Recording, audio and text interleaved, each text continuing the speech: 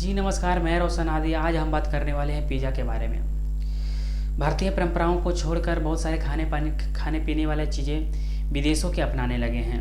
उसमें से एक पिज़्ज़ा भी है। तो पिज़्ज़ा खाने से क्या नुकसान होते हैं, उससे पहले जानते हैं कि पिज़्ज़ा कौन से देश में बनाए गए थे। तो पिज़्ज़ा 1889 ईस्वी में इटली से शुरुआत हुई, जो कि इटली के शहर नेपलस शहर से शुरुआत की गई थी।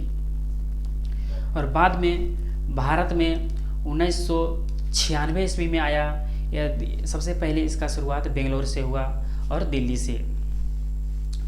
तो जानते हैं कि पिज़्ज़ा में कौन सी सामग्री से बनाई जाती है, इसके खाने से क्या क्या नुकसान हो सकते हैं। तो पिज़्ज़ा में बनाने के लिए सबसे पहले जो बेसिक चीज़ें हैं वो मैदा और चीज़।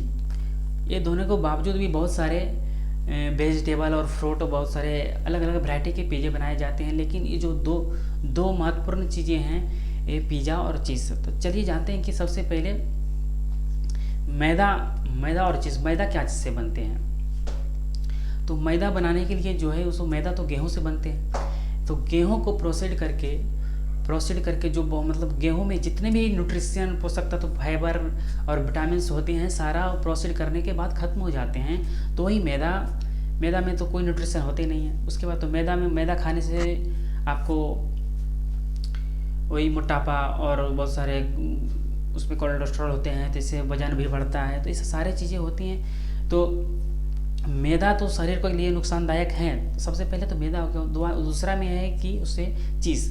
तो चीज़ जो है दूध से बनते हैं। तो चीज़ को प्रोसेस करने के बाद उसमें से भी जितने भी न्यूट्रिशन होते हैं ख़त्म हो जाते हैं। तो दोनों चीज़ें होगी, मैदा और चीज़, इसमें कोई प्रकार के भी न्यूट्रिशन, पोषक तत्व नहीं होते हैं। और पिज़्ज़ा के लिए सबसे ज़रूरी यही दोनों चीज़ें होती हैं। उसके बाद इसमें कितनों भी अलग अलग वैरायटी के पिज़्ज़े बनाए। बहुत सारे बेचने वाले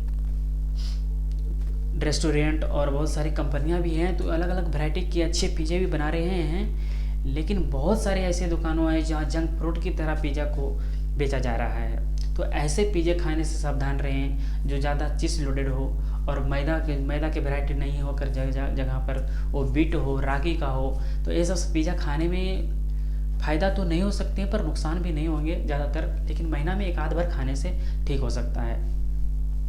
तो इटली से इसका शुरुआत हुआ था। जो इटली का मतलब गरीबों के लिए एक फूड बनाया गया था। ये गरीबों के लिए फास्ट फूड के रूप में सस्ते दामों पर इसको बेचा जाता था इटली में।